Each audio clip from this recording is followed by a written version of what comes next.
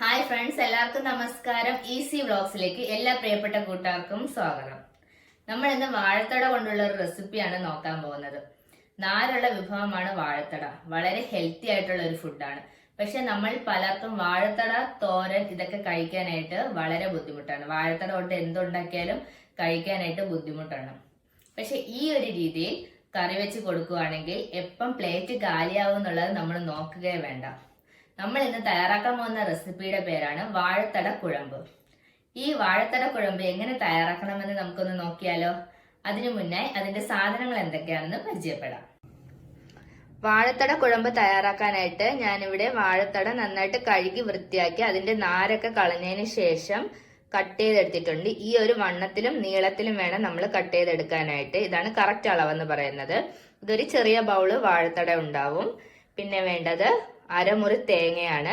അതിൽ ഞാനൊരു 2 കൊച്ചുള്ളി തൊലി കളഞ്ഞ് കട്ട് ചെയ്തിട്ടിട്ടുണ്ട്. ഒരു മീഡിയം സൈസ് സവാള നീളത്തിൽ അരിഞ്ഞത്, ഒരു മീഡിയം സൈസ് തക്കാളി കട്ട് ചെയ്തത്, അതും ഈ ഒരു വലുപ്പത്തില്. പിന്നെ ഒരു ചെറിയ നാരങ്ങയുടെ അളവ് പുളി 4 സ്പൂൺ വെള്ളത്തിലിട്ട് കുതിർത്ത് വച്ചിട്ടുണ്ട്. ഒരു 6 പീസ് മുരിങ്ങയ്ക്ക, 2 പച്ചമുളക് നെടുകെ പിളർന്നത്, ഒരു തൊണ്ടമുളക്, ആവശ്യത്തിന് കറിവേപ്പില. പിന്നെ നമുക്ക് ആവശ്യത്തിന് വെളിച്ചെണ്ണ ഇതിൽ ചേർക്കുന്നുണ്ട്. കടുക്, ഉലുവ, ആവശ്യത്തിന് ഉപ്പ്, മഞ്ഞൾപ്പൊടി, മുളക് പൊടി. ആദ്യം തന്നെ നമുക്ക് വാഴത്തട കുഴമ്പിനുള്ള അരപ്പ് തയ്യാറാക്കാം. അതിനായിട്ട് നമുക്കൊരു ജാറിലേക്ക് തേങ്ങയും ബാക്കിയുള്ള പൊടികളും എല്ലാം ചേർത്ത് അരച്ചെടുക്കാം. അരച്ചെടുക്കാനായിട്ട് ഞാനിവിടെ ഒരു ജാർ എടുത്തിട്ടുണ്ട്. അതിലേക്ക് നമ്മൾ തിരുകി വെച്ചിരിക്കുന്ന അരമുറി തേങ്ങയും 2 കൊച്ചുള്ളി കട്ട് ചെയ്തതും ഇട്ട് കൊടുക്കാം.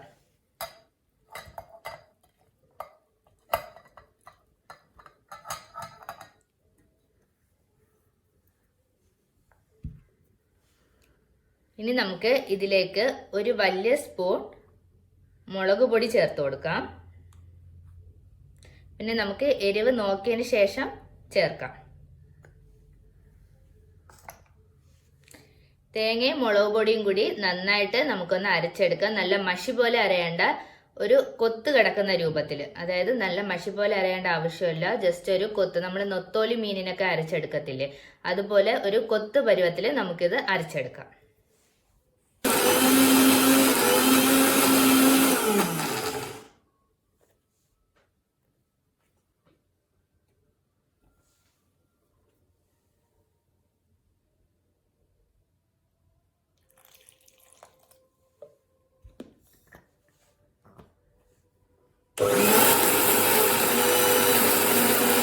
വാഴത്തട കുഴമ്പിനായിട്ടുള്ള അരപ്പ് നമ്മളിവിടെ തയ്യാറാക്കി കഴിഞ്ഞിട്ടുണ്ട്. ഈ ഒരു കൊത്ത് പരുവത്തിലാണ് നമ്മൾ അരച്ചെടുത്തിരിക്കുന്നത്. ഇനി നമുക്ക് വാഴത്തട കുഴമ്പ് കുക്ക് ചെയ്യാനായിട്ട് തുടങ്ങാം.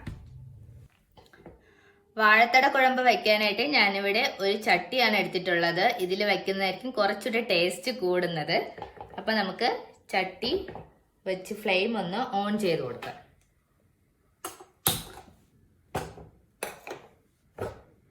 ചട്ടി ചൂടാവുന്നവരെ നമുക്കൊന്ന് വെയിറ്റ് ചെയ്യാം. ചട്ടി ഇവിടെ ചൂടായി കഴിഞ്ഞിട്ടുണ്ട്. നമുക്കിനി ഇതിലേക്ക് ഒരു 2 സ്പൂൺ വെളിച്ചെണ്ണ ഒഴിച്ചു കൊടുക്കാം.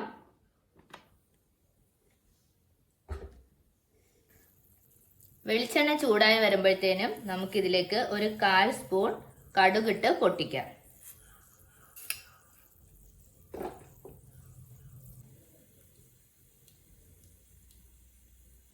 കടു നന്നായിട്ട് പൊട്ടിക്കഴിഞ്ഞിട്ടുണ്ട്. നമുക്കിനി ഇതിലേക്ക് ആവശ്യത്തിന് കറിവേപ്പില ഇട്ട് കൊടുക്കാം.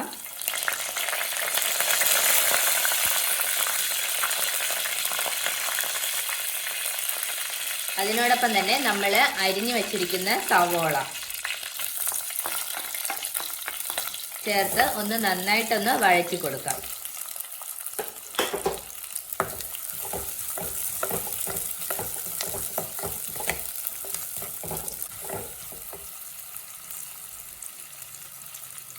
നമ്മൾ എടുത്തു വെച്ചിരിക്കുന്ന 2 പച്ചമുളക് കീറിയതും ഒരു തൊണ്ടമുളകും കൂടി ഇതിലേക്ക് ചേർത്ത് ഒന്ന് ചെറിയൊരു ലൈറ്റ് ബ്രൗൺ ആവുന്നത് വരെ ഒന്ന് വഴറ്റിയെടുക്കാം.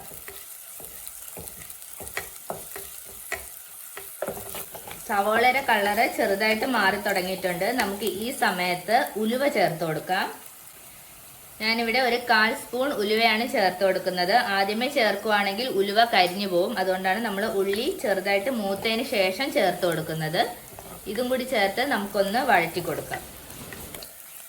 ഉലുവയും ചേർത്ത് നമ്മൾ ഒന്ന് വഴറ്റി കൊടുത്തിട്ടുണ്ട്. ഉലുവയും മൂത്ത് കഴിഞ്ഞു. ഇനി നമുക്ക് ചേർക്കാനുള്ളത് എടുത്തു വച്ചിരിക്കുന്ന തക്കാളിയാണ്. ഇതും ഇതിലേക്ക് മുരിങ്ങയ്ക്കയും കൂടി നമുക്ക് ചേർത്ത് കൊടുക്കാം.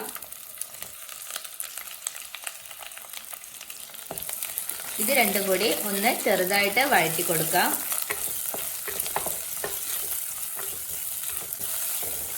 തക്കാളിയും മുരിങ്ങയ്ക്കയും ചേർത്ത് നമ്മൾ നന്നായിട്ട് വഴറ്റി കൊടുത്തിട്ടുണ്ട്. ഇനി നമുക്ക് ചേർക്കാനുള്ളത് പുളിയാണ്. ഞാനിവിടെ പുളി പിഴിഞ്ഞ് വെച്ചിട്ടുണ്ട്. 4 സ്പൂൺ വെള്ളത്തിന് ഒരു ചെറിയ നെല്ലിക്ക വലുപ്പത്തിലാണ് പുളി ഇട്ടിട്ടുള്ളത്. അത് പിഴിഞ്ഞ് ഞാനിവിടെ എടുത്തിട്ടുണ്ട്. അതും കൂടി ഇതിലേക്ക് ചേർത്ത് കൊടുക്കാം.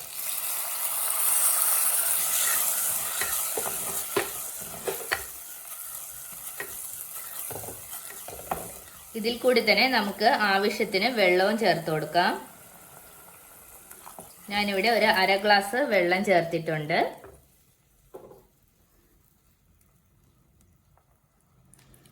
ആവശ്യത്തിന് ഉപ്പ്,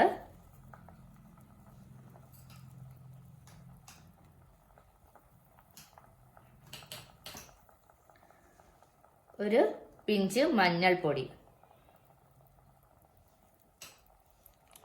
ഇത്രയും ചേർത്ത് നമുക്കൊന്ന് തിളപ്പിച്ചെടുക്കാം. നന്നായിട്ട് തിളച്ച് തുടങ്ങിയിട്ടുണ്ട്. ഇനി നമുക്ക് ഫ്ലെയിം അല്പം താഴ്ത്തി വെച്ചതിന് ശേഷം നമ്മൾ അരച്ചു വെച്ചിരിക്കുന്ന കൂട്ട് ഇതിലേക്ക് ചേർത്ത് കൊടുക്കാം.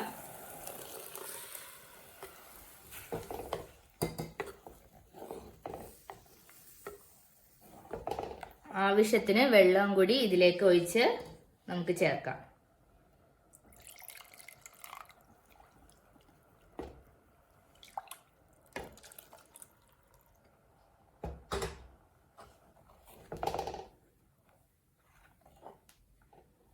ഇനി ഈ കൂട്ടൊന്ന് തിളയ്ക്കുന്നത് വരെ നമുക്കൊന്ന് വെയിറ്റ് ചെയ്യാം. നമ്മുടെ കൂട്ട് ഇവിടെ നന്നായിട്ട് തിളച്ച് തുടങ്ങിയിട്ടുണ്ട്. ഇനി നമുക്ക് ചേർക്കാനുള്ളത് നമ്മൾ അരിഞ്ഞു വെച്ചിരിക്കുന്ന വാഴത്തടയാണ്. വാഴത്തട ഇതിലേക്ക് ചേർത്ത് കൊടുക്കാം.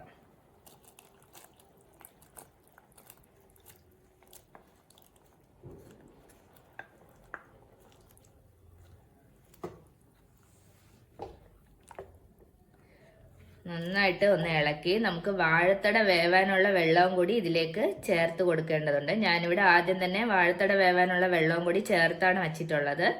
അപ്പം നിങ്ങൾ ചേർക്കുമ്പോഴും വാഴത്തടയും കൂടി വേവിക്കാനുള്ള വെള്ളം ആദ്യമേ ചേർത്ത് വയ്ക്കുക. ഇനി നമുക്ക് ഇതൊന്ന് അടച്ച് മീഡിയം ഫ്ലെയിമിലിട്ട് വേവിക്കാം.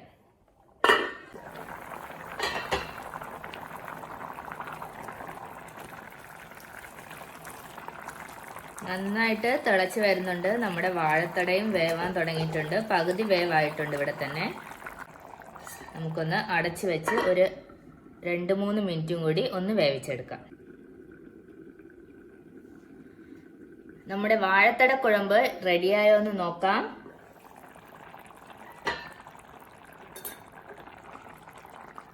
നമ്മുടെ വാഴത്തട കുഴമ്പ് ഇവിടെ റെഡിയായി കഴിഞ്ഞിട്ടുണ്ട്. ഞാനൊരു ഇത്രയും ഗ്രേവി ഉള്ളപ്പോൾ തന്നെ ഞാൻ എടുക്കുവാണ്. നിങ്ങൾക്ക് കുറച്ചുകൂടെ ഗ്രേവി വേണമെന്നുണ്ടെങ്കിൽ കുറച്ചുകൂടെ നേരത്തെ തന്നെ ഓഫ് ചെയ്യാം. വാഴത്തട വേവാനുള്ള വെള്ളം ആദ്യമേ വയ്ക്കണമെന്ന് മാത്രമേ ഉള്ളൂ.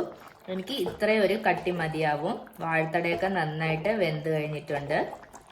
ഇനി നമുക്ക് ഫ്ലെയിം ഓഫ് ചെയ്യാം.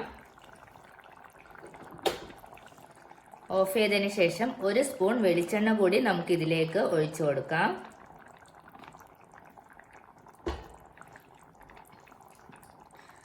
പിന്നെ കുറച്ച് കറിവേപ്പിലയും കൂടി ഇതിലേക്ക് ഇട്ട് കൊടുക്കാം. വളരെ പെട്ടെന്ന് തന്നെ നമുക്കിത് തയ്യാറാക്കി എടുക്കാവുന്നതാണ്. ഒരു വെറൈറ്റി ആയിട്ടുള്ള ഒരു ഡിഷ് തന്നെ നമുക്കിനി ഊണിനോടൊപ്പം വിളമ്പാം. അപ്പോൾ എല്ലാവരും ട്രൈ ചെയ്ത് നോക്കിയതിന് ശേഷം നിങ്ങളുടെ റിസൾട്ടും കമൻസും എന്നെ അറിയിക്കണം. എല്ലാവർക്കും ഇന്നത്തെ ഈ വീഡിയോ ഇഷ്ടപ്പെട്ടെന്ന് വിചാരിക്കുന്നു. നെക്സ്റ്റ് വീഡിയോയിൽ വേറെ ഒരു ടിപ്പുമായി വരാം. അതുവരെ എല്ലാവർക്കും ബൈ.